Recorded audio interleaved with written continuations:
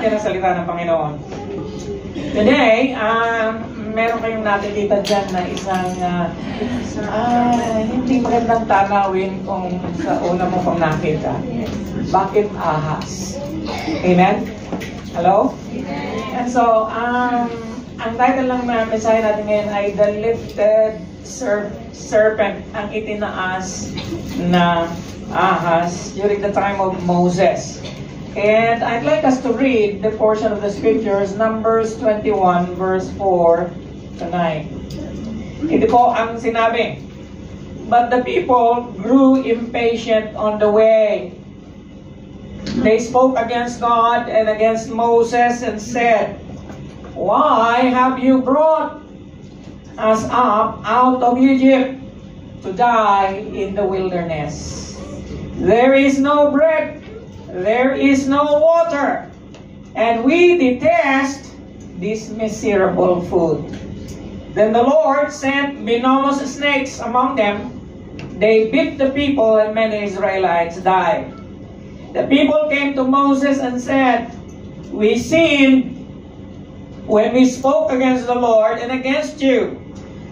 And then says, Pray that the Lord will take the snakes away from us. So Moses prayed for the people, and the Lord said to Moses, Make a snake and put it up on a pole. Anyone who is bitten can look at it and live. So Moses made a bronze snake, put it up on a pole. Then when anyone was bitten by a snake and look at the bronze snake, they live. May the Lord add more blessing upon the reading of His Word. Let us pray. Tayo po ay manalangin. Panginoon, dalangin ko na sa loob ng ilang mga sandali, ilang mga minuto, Panginoon, buksan mo ang aming damdamin at aming kaisipan. Maintindahan namin ang kahulugan ng ahas na ito na itinaas sa kawanangan ng panahon ni Moses. Ano ang kahulugan nito sa aming panahon ngayon? Lord, dalangin ko na ito ay magbigay ng pag-asa. Dalangin ko na ito ay magbigay ng panibagong pananaw sa kinabukasan. Panalangin ko, Panginoon, na ito ay magbigay ng kagalakan ngayong araw na ito sa aming panambahan, sa aming paglabas, Panginoon, ay babahunin namin ang panibagong lakas, panibagong pag-asa, panibagong kagalakan. Sa iyo ay pinagkakakiwala ang aming mga buhay. Sa ngalan ng Ama, ng Anak, at ng Banal na Espiritu Santo, at ang lahat ay magsabi na Amen. Amen. Praise the Lord. Ang text na binasa natin ay kasaysayan, kasama sa kasaysayan ng Israel, at ito ay nangyari 3,500 years before the coming of Christ. So 3,500 taon ang lumipas bago pa ipinanganak ang Panginoon. Now, nakita niyo sa binasa natin na ito ay isa sa mga yugto ng kanilang paglisan sa Egypt papunta sa tinatawag na Promised Land. You remember? Yes. Okay? And habang naglalakbay sila, puro sila mareklamo. In fact, mayroong 7 reklamo ang Israel. 7 pagkakataon na sila ay nagmumurmur at nagrereklamo kay Moses. Ngunit napaka-unique ng panahong ito sapagkat ito na yung kahuli-hulihang murmuring ng Israel. Nasa kabisera na sila ng Kanaan. Ilang saglit na lang, siguro ilang lakad na lang, papasok na sila sa lupang ipinangako ng Panginoon. And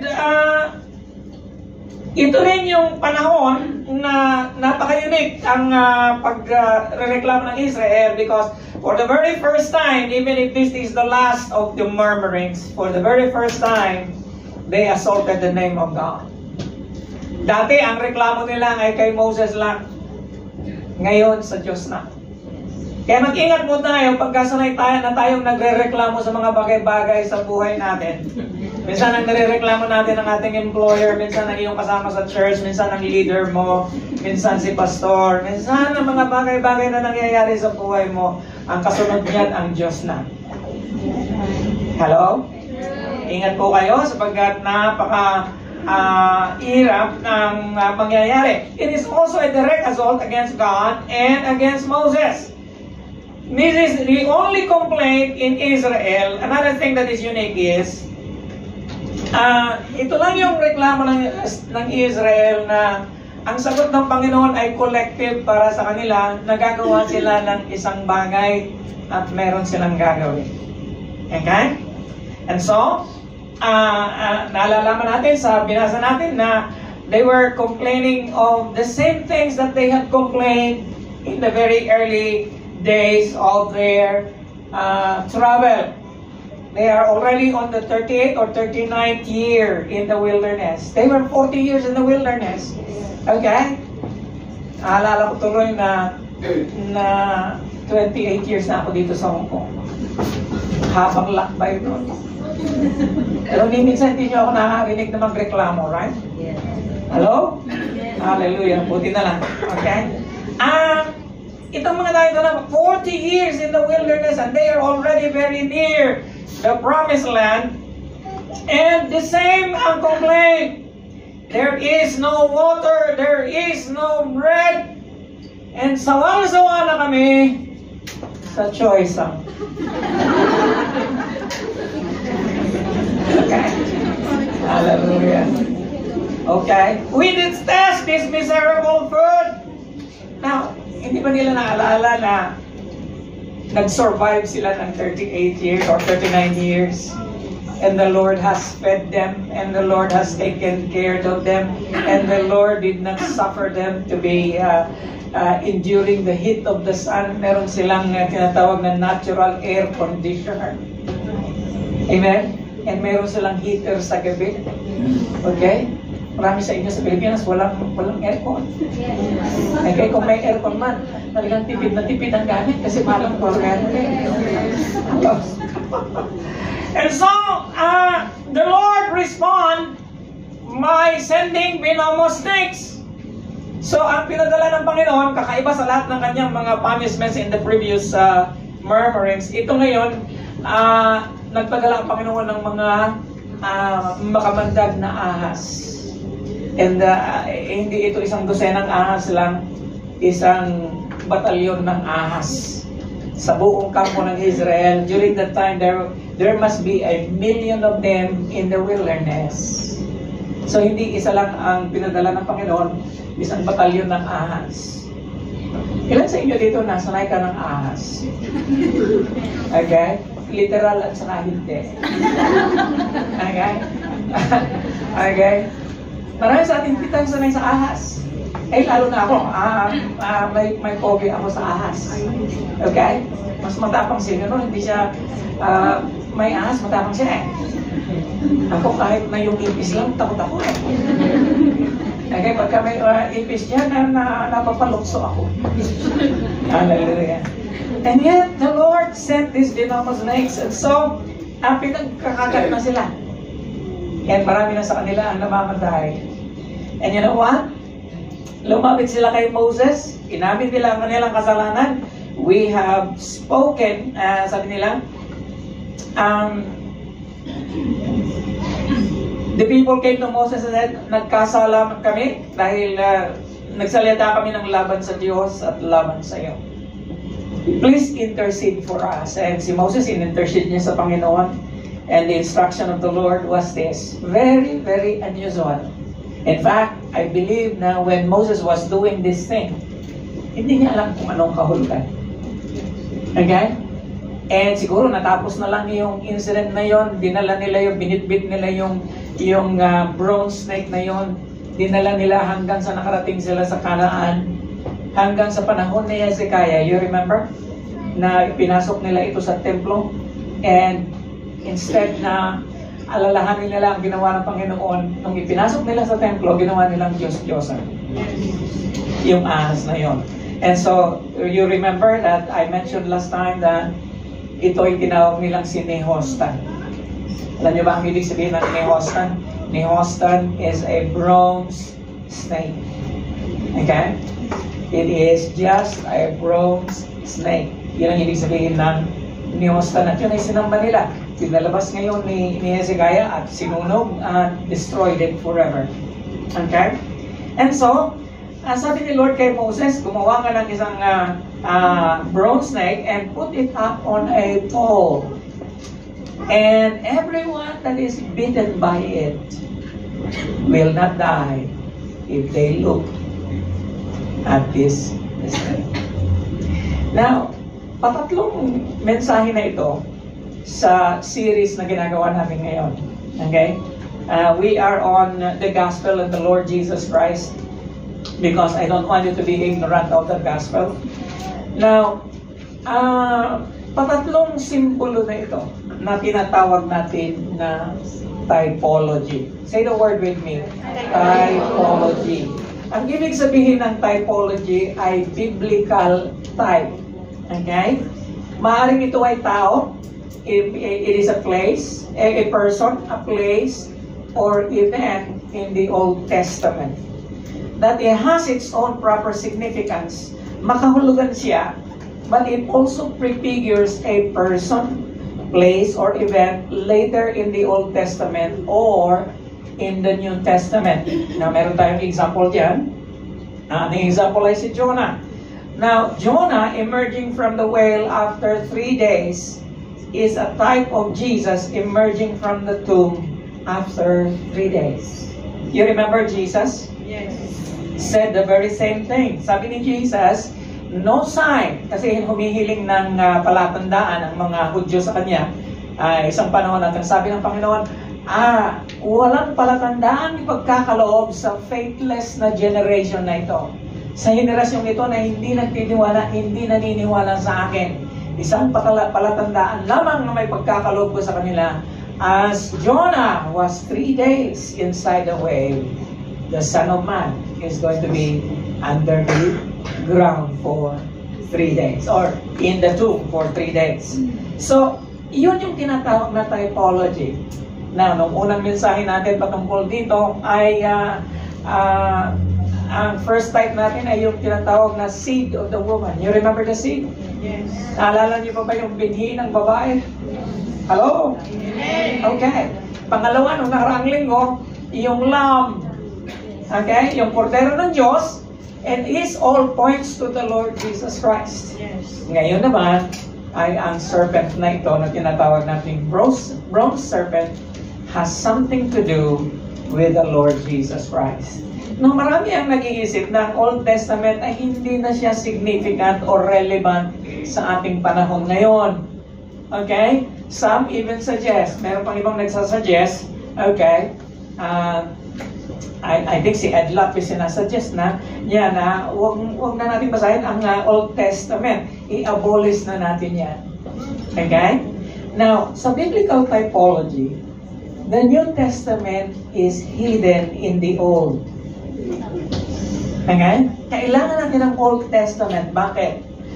Napakaraming mga typology ng Panginoong Jesus na makikita natin sa Old Testament na pinatutungkulan sa Jesus in the New. And that is therefore a necessary for us nang balikan ang mga kwentong ito, balikan ang mga pangyayaring ito, balikan ang mga object na ito, ang mga simbolo na ito, upang tayo ay magkaroon ng kagalangan, panibagong pag-asa sa ating pananampalataya. Okay? And so, now, here is what I need you to understand before we go to the text itself. Sabi nga sa John 3:14, as Moses, katulad na si Moses ay itinaas niya ang serpent in the wilderness, so must the Son of Man be lifted up, so that anyone who puts trust in Him will not be forsaken. Okay? Alam natin ang John 3:16. Okay? Bumaba ka naman hanggang 14. Okay? Hello? Okay? Now, how many of you alam nyo ang John 3:16 pero hindi mo alam na ito pala yung John 14? Nahihiya ko kayo. Kaya bistado na. Okay? Sa John chapter 3 verse 14, sabi ni Lord kay Nicodemus, you remember si Nicodemus ang kausap niya? Sabi niya, Nicodemus, katulad ng pagkakataas ni Moses. Bakit sinabi niya ito kay Nicodemus?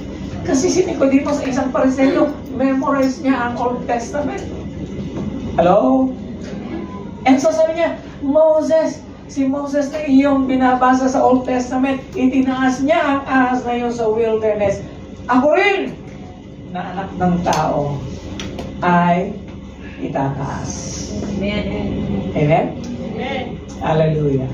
How many of you are ready to listen to me now? Amen. Deeper. Okay?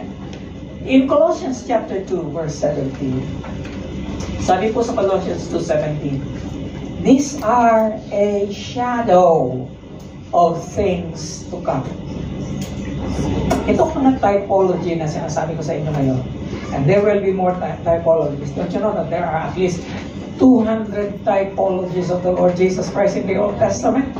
Nakakatatlo pa lang tayo. Okay? Ibig sabihin, pwede tayong 3 taon dito. Hello? Hallelujah. Okay? These are a shadow of the things to come. But the substance belong to Christ. Now, ang Tagalogin natin at nang maintindihan natin, ang mga bagay na ito ay anyo or anino lamang ng mga bagay na darating. Ngunit ang katuparan, kaganapan nito ay ang ating Panginoong Jesucristo. Amen. Wow, isn't it interesting? Amen. Amen? And I tell you, hallelujah. My goal this morning is just like last Sunday, that you will see the Lord Jesus Christ in a different way, and you will begin to appreciate. Now, Lord, ikaw pala yun. Hallelujah. Ikaw pala ang source ng kagalingan ng aming mga kaluluwa. Sa'yo pala, hindi kami mamamatay.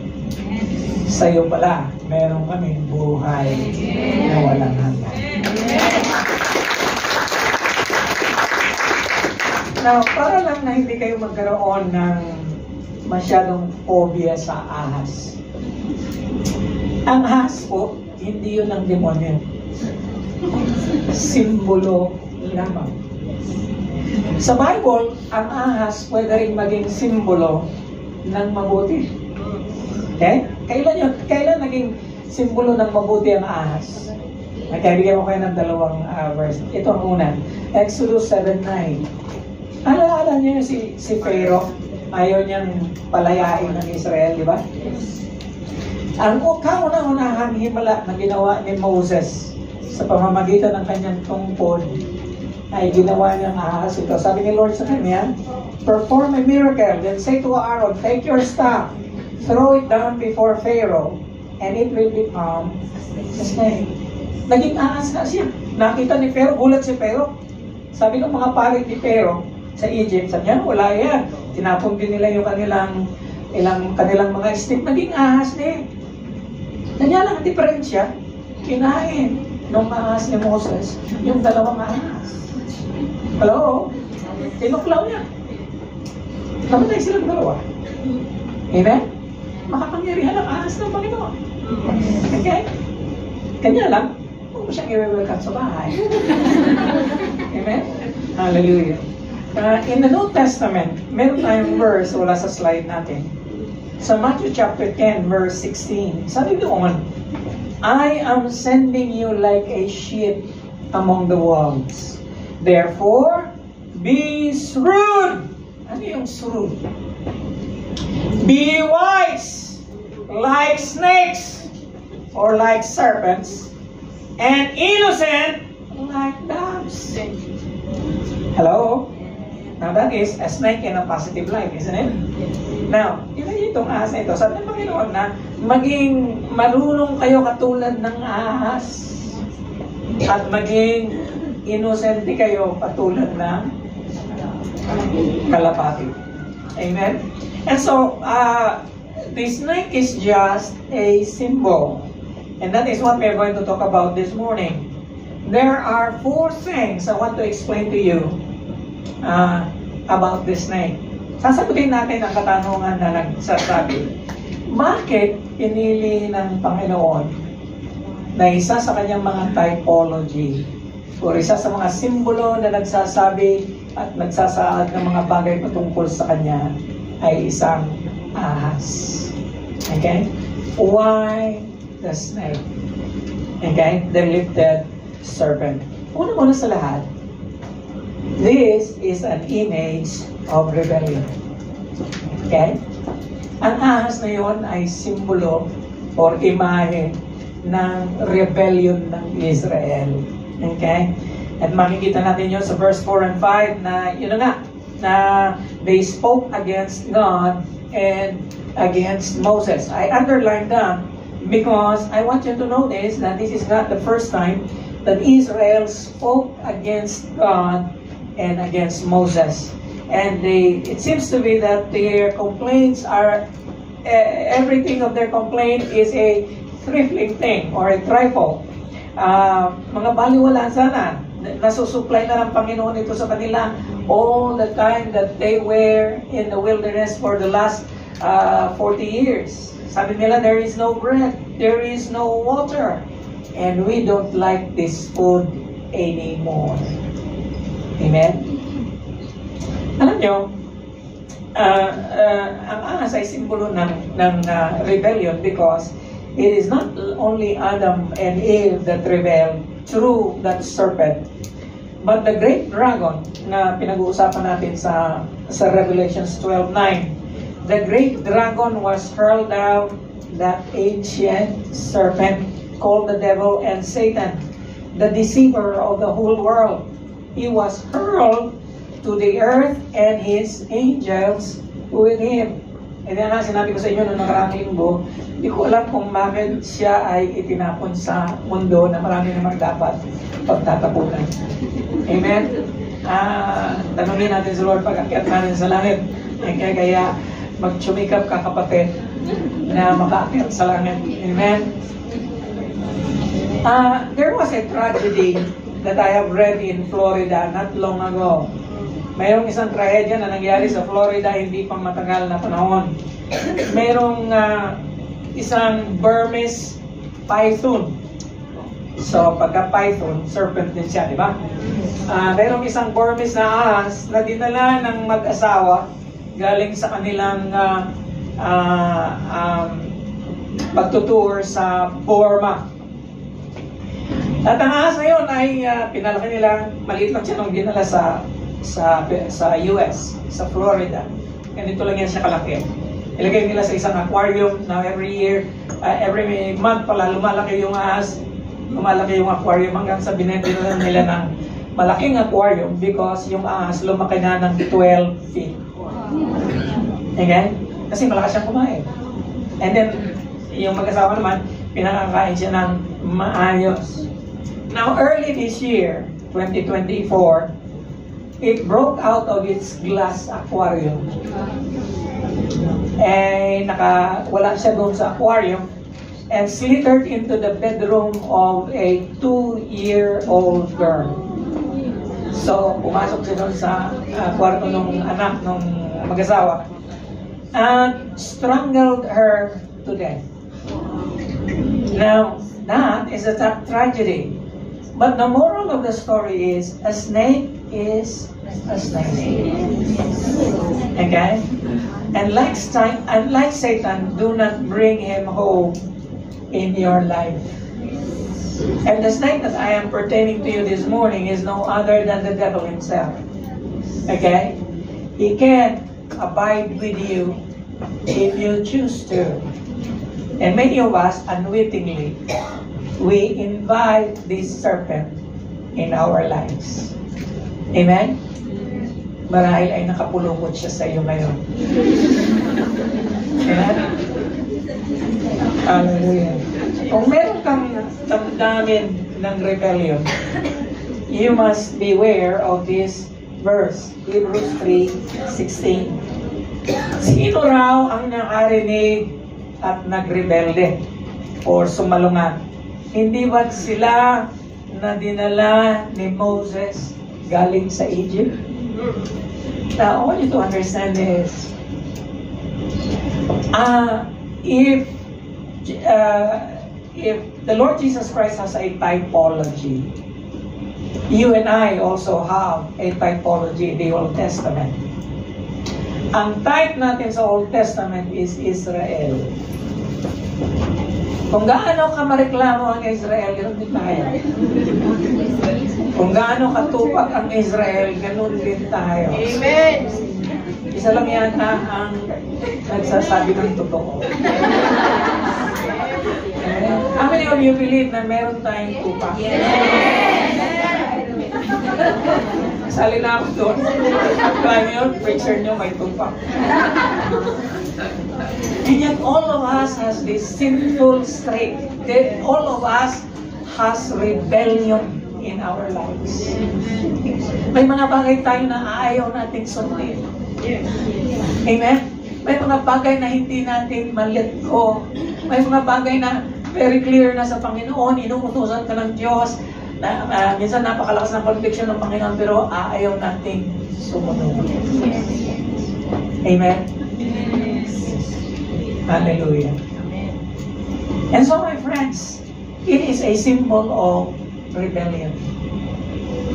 Now, unbelievable, you might say, a people who are eyewitnesses of miracles. That speaks of judgment, grace, power, and sovereignty of God, and still be a rebel against Him. You know, more and more, sabi ni, I forgot who said this, but the more you draw closer to God, the more you begin to be aware of rebellion in your heart. Parang nagiging prayer ko na ito every night. Sabi ko, Lord, please do not let me sin against you.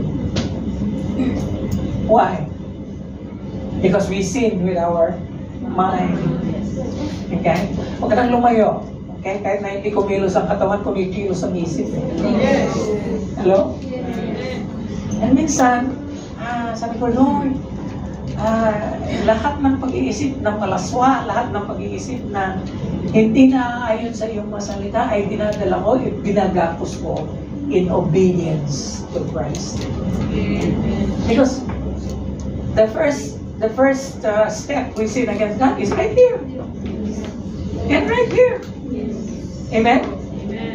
Bago kumilos yung ating katawan, bago kumilos yung ating bunganga, bibig at labi, nauuna muna na namubuo sa ating puso at saka sa ating isipan. And rebellion is right there. And we begin to tell the Lord, Lord, dalangin ko, Panginoon, na I am not going to rebel against you. Amen? Hallelujah.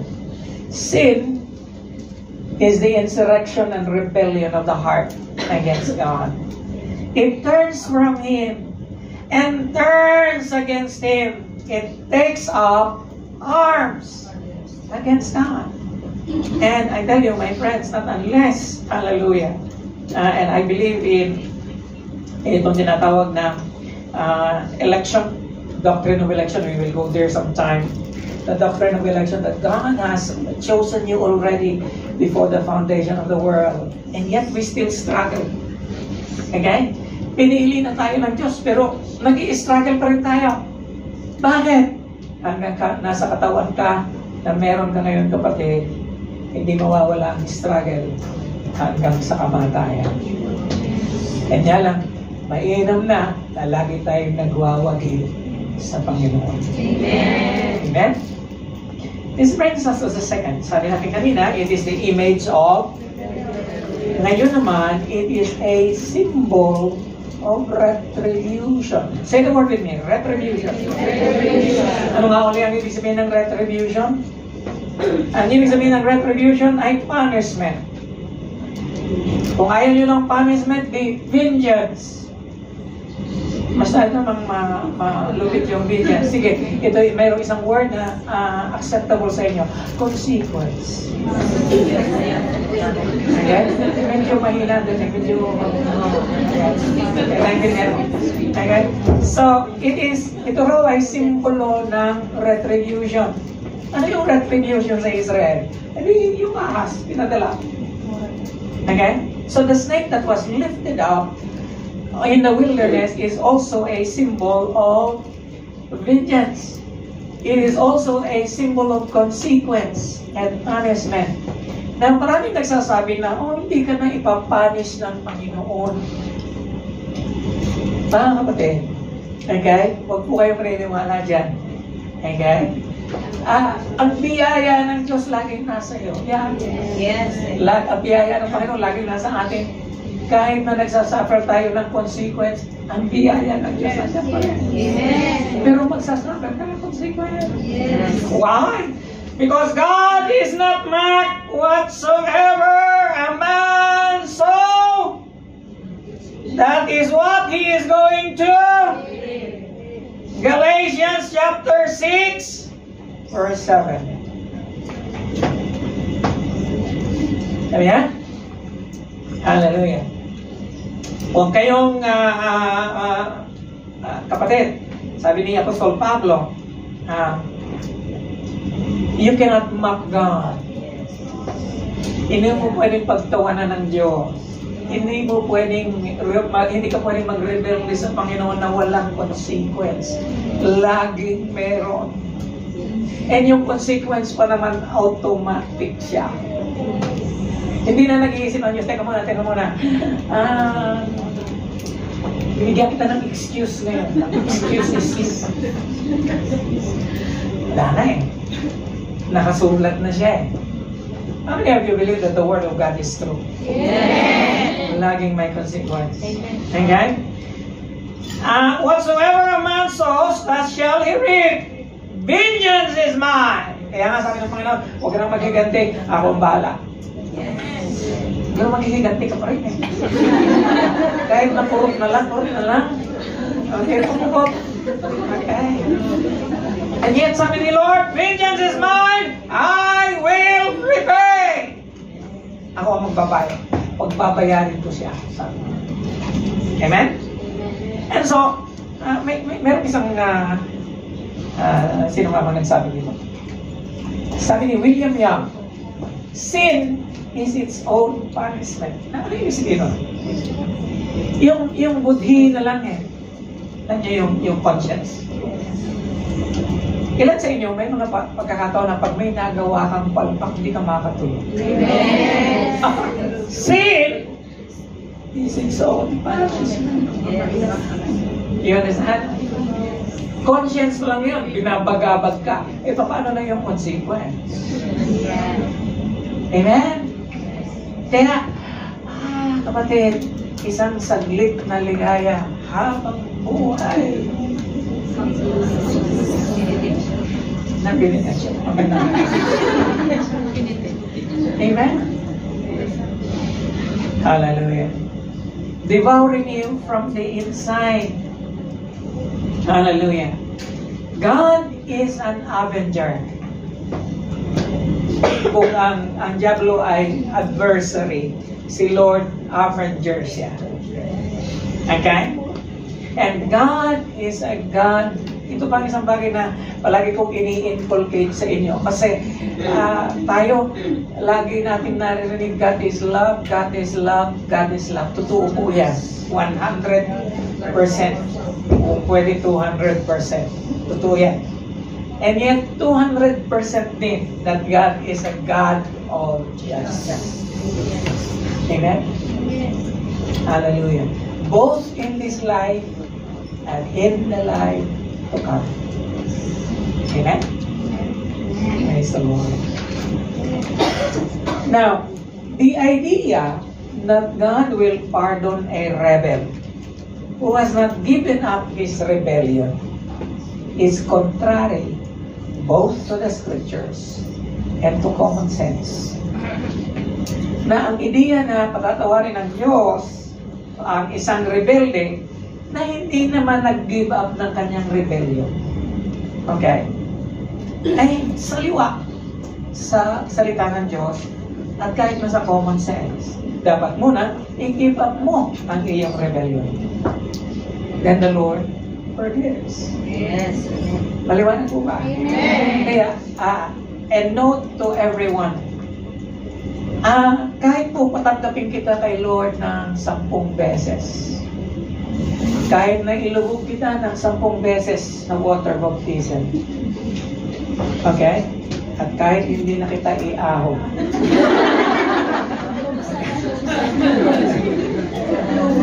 amen? Wala pa rin saysay. You have to give up rebellion. Amen? Sabi mo, Lord, di na ako rebelde. I lay down my arms. Katulad ba ng mga NBA? Hindi ka pwedeng patawarin ng government kung hindi mo i-surrender ang iyong armas. Hello? And live a brand new life. Amen. Hallelujah. Go ahead, give the Lord a hand.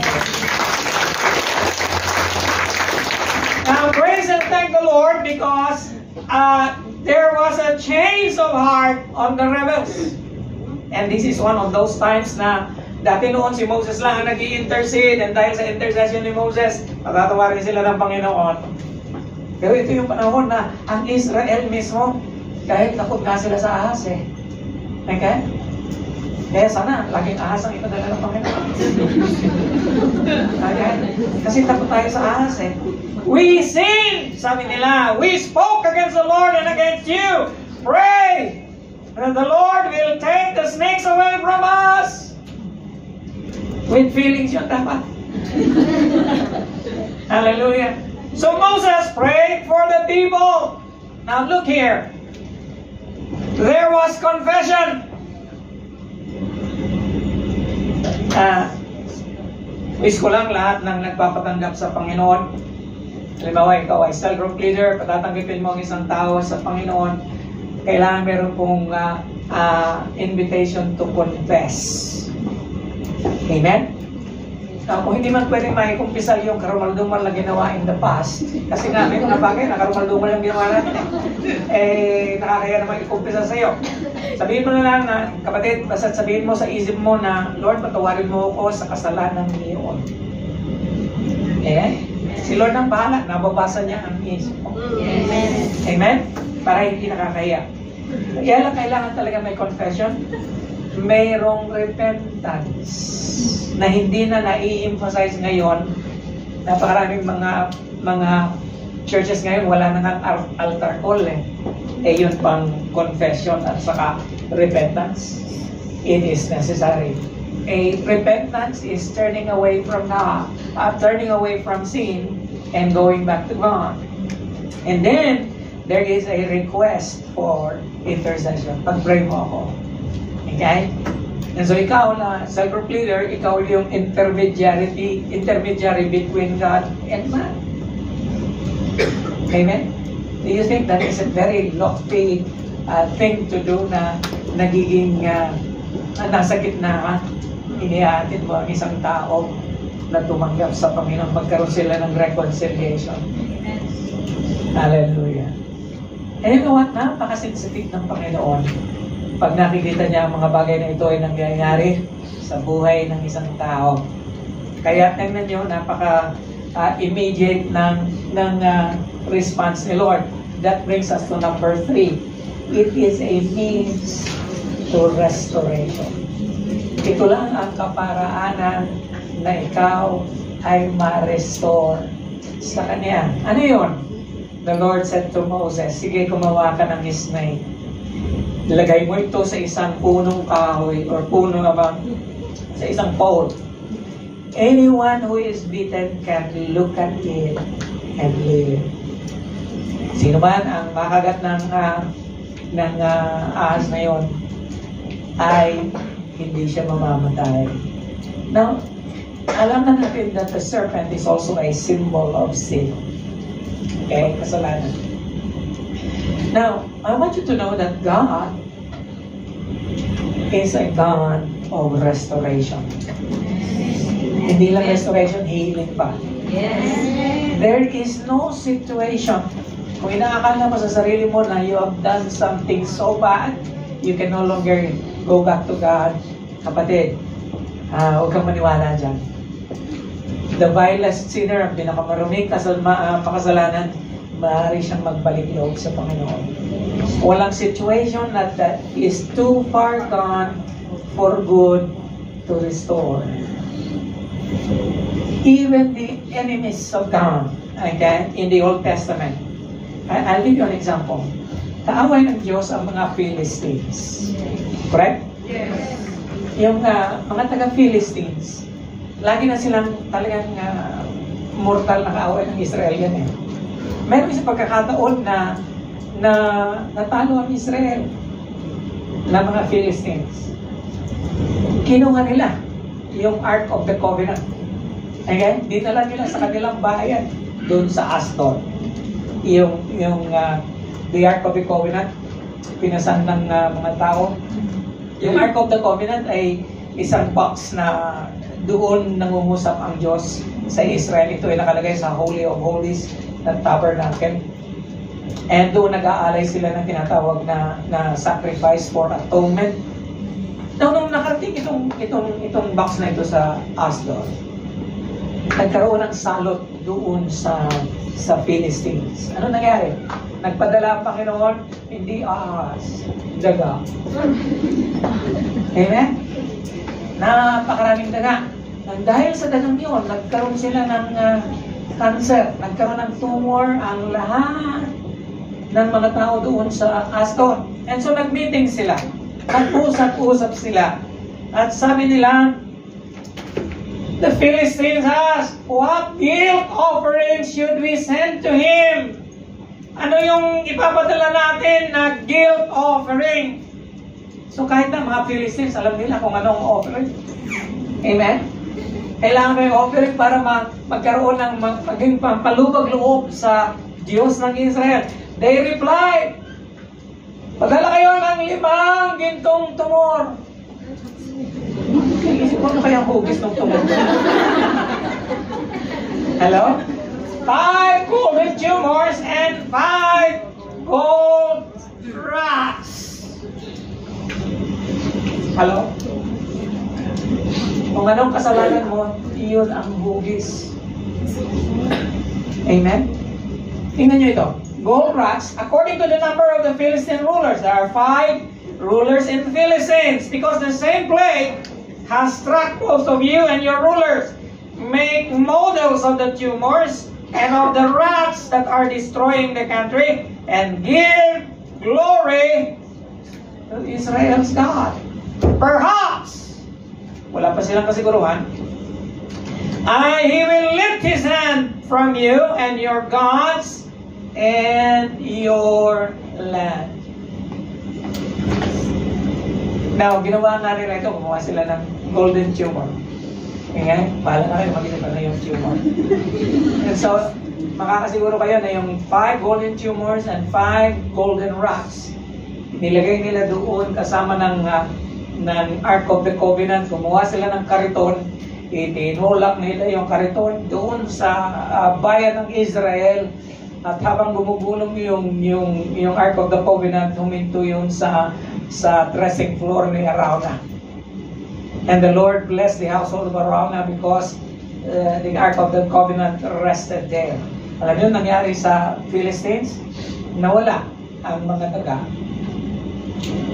Nawala rin ang plague, ang salot. Amen? Hello? Amen! Praise God. You see, God is a God of restoration. Now, ang simbolo ng ano na yun, ng restoration is because sabi ng salita ng Panginoon sa Galatians 3:13, Christ redeemed us from the curse of the law by becoming a curse for us. For it is written, cursed is everyone who is hung on a pole. The Lord Jesus Christ became a curse. Now, napakadali pong intindihin na ang Diyos daw ay naging sumpa para sa atin. Napakadali niyang intindihin, hindi naman siya malalim na English, kanya lang, you need to close your eyes and begin to understand that Jesus became the sin for us. He became the curse for us. The embodiment, the total nature of curse was Him on the cross of Calvary.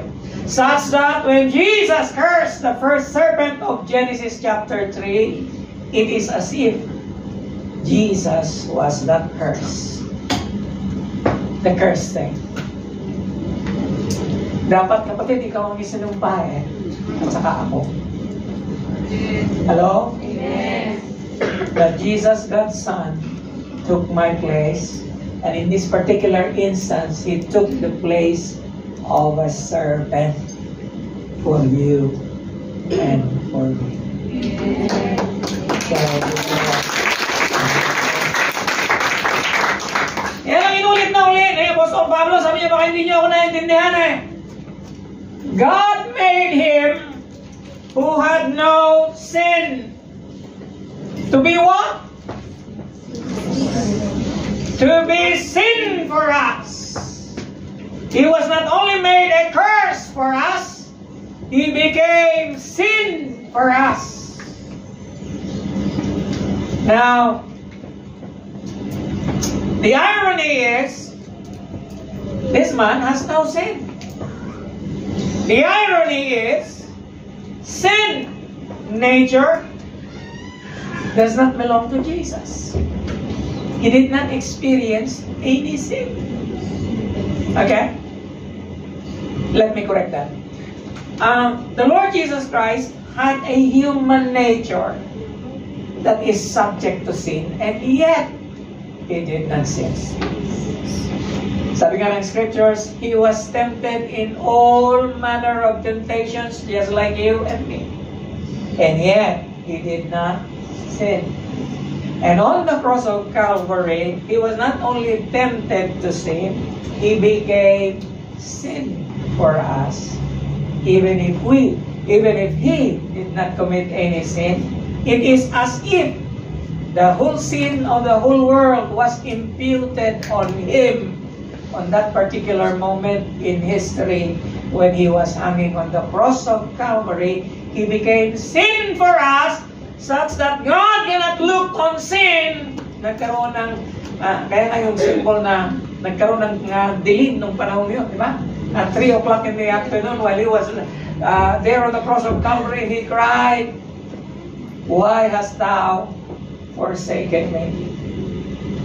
Panginoon, bakit mo ako iniwan? Kasi nga nagdilim ang buong paligid. Why? Because God cannot look at sin. He is holy enough to look at sin. Sinarhan niya ang langit ng kadiliman and namatay ang Panginoon.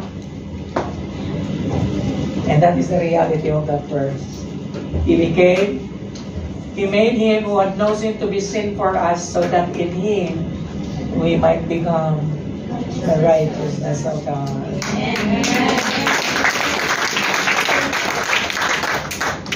Alam niyo sa langit, righteous ka. Kahit mukha kang hindi. Righteous ka pa rin. Alam mo kung bakit? Dahil sa ginawa ng Panginoon sa cross. Amen? Kaya pag inuusig ka ng diablo, kapatid, halimbawa, minsan kasi, binubulungan ka ng diablo Hindi ka worthy, die. Sinungaling ka Okay? And over the course of many years, especially yung mga tao na may mga pinagdaanang hindi maganda. Meron man tao dito na hindi nagdaan ng hindi maganda. Lahat yan tayo may pinagdaanan. Yes. Lahat na may pinagdaanan, taas ang kamay. Yes. Oh my God. Walang exempted, lahat tayo may pinagdaanan. Yes. And yet, inaako na ng Panginoon yun, mga pinagdaanan nyo. Yes. Ewan mo nang yapos Huwag mo nang itago sa pitaka. Gupitin na, picture na yan. At magbubuhat ka na, kapatid.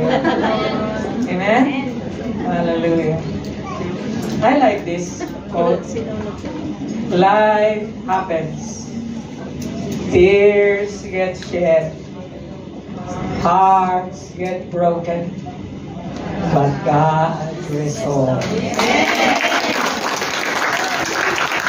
Most of our lives can be made into a shortcut like this. Amen? Madalas ang buhay natin, ganun lang kaiklik pagka isa-summarize mo siya. Life happened to me. I cried. My heart was broken. But God restored. Hallelujah. Last na. Okay? Sabi sa katabi mo, last na. Number 4. I like number 4 best because it says there, it became a source of redemption. Amen?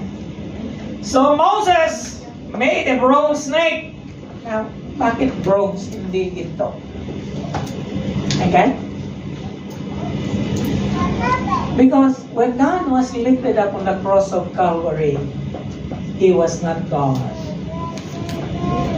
He was a man. And a sinful one. Because He took all your sin and my sin. Alam niyo ba na kulay ng bronze? Ayon sa aking pagsasaliksik. Okay. Ay pula. Okay? So it was actually a red serpent, fiery red serpent, symbolizing the blood of Jesus. And so sabi diyan, then anyone who was beaten by a snake and looked at the bronze snake, they lived. Wow! Sana meron tayo niyan dito, lalagay ko siya dito. Tapos pagka mayroon kang yung mga lately na hospital at nagkakaroon na titingin ka lang doon na gagaling ka na. Amen? Hindi ba mangyari ngayon? Pwede siya mangyari ngayon. Okay? Hindi nga lang totoong ahas na ilalagay natin dito. Alam nyo, I'd like to tell you a story. But before that, I'd like to read this verse first. In Hebrews chapter 12, verse 2, this is what it says. Fix your eyes on Jesus. Ang matindi ito kasi ito yung superlative degree ng look. Kasi yung look pwede, right? Pero pagka sinabing fix, hello? Fix your eyes on Jesus. And who is this Jesus? The pioneer. Ano ibig sabihin ng pioneer? The author. Siya ang may akda ng iyong kaligtasan. You are not here because you want to be here. You are here because Jesus wants you to be here. He is the pioneer, perfecter. Parang wala ito sa English language natin Perfector o perfecter. Okay? And the author and the finisher. Siya ang author. Siya ang magtatapos. Amen. I'm getting excited about this. The perfecter of our faith for the joy. And dahil sa kagalangan na it is set before Him, ininda niya ang cross, scorning its shame, and He sat down at the right hand of the throne of God. In Isaiah 45, verse 22, He says there, look to me, tumingin ka sa akin at maligtas and be saved. All you ends of the earth, look at me, for I am God. Look at me, or look to me, because there is no other. There's a guy, his name is Charles Haddon Spurgeon. And he's one of the great preacher of all time. In fact, he was once dubbed as the Prince of Preachers. Siya ang prinsipe ng lahat ng mga preachers noong kanyang panahonan. That was in the 1800s or 1700 years ago. He was an Englishman, and he is called the Prince of Preachers because he started a revival. Sabi ng isang manunulat, there are millions of people that were saved during his lifetime because of his preaching. And yet he tells his conversion, paano siya naligtas? And it's very interesting.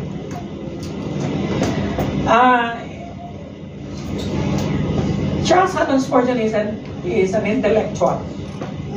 One Sunday, pauwi na siya sa bahay, and he is a guy that is always suffering from depression.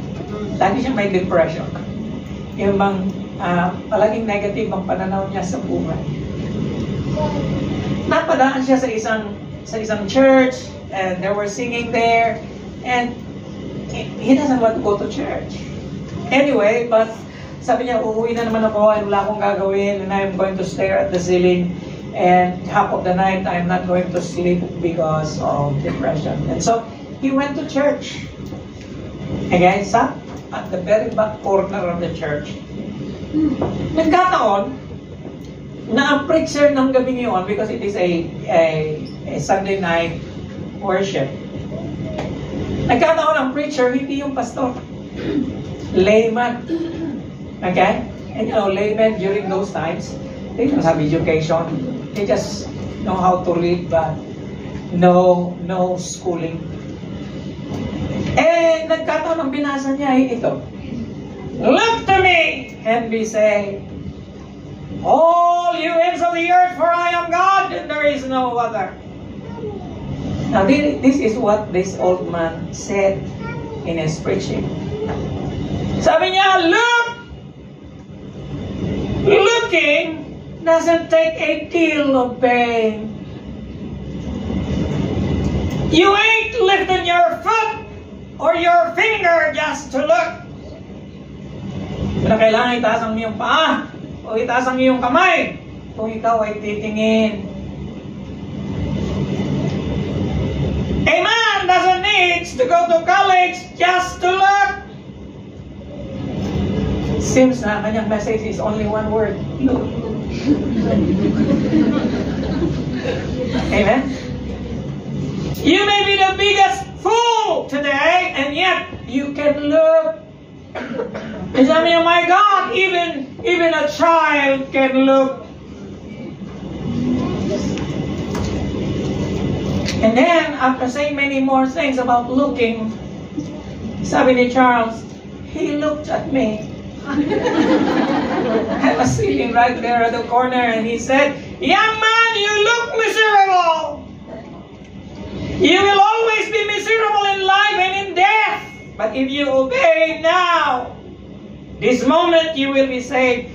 Look to Jesus and be saved. Amen.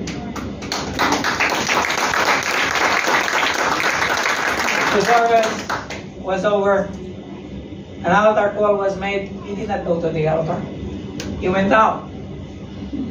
But all the way, hanggang sa nakarating siya sa bahay, wala siyang narinig. Sabi, look! Sabi niya, I was bothered by that single word all night. And then suddenly, I remember that my mother used to keep a Bible somewhere. For the very first time in my life, I took the Bible and read it. Amen? And the rest is history. He gave his life to Jesus that night. My friends, nobody cares about that old Englishman because he is anonymous. Just like the pastor who nurtured Billy Graham. But I bet you they are greater in the kingdom of God than this evangelist. Because without them, they would not have come to know the Lord themselves and produce, hallelujah, the great evangelist of our time. And yet this is the only requirement, truthfully. You want to be saved? You want to have eternal life in Jesus Christ? You have to look at Him. Alam niyo, itong bronze serpent na ito was not erected on the side of the camp. It was erected in the middle. And because there are 1 million people traveling in the wilderness together with Moses, it has to be lifted higher so that everyone can hear. Amen? Last verse I'm going to read to you. And when I am lifted up from the earth, sabi ni Lord, pagka ako'y itinaas mo sa buong mundo, I will draw all men unto me. My friends, we need to lift Jesus higher.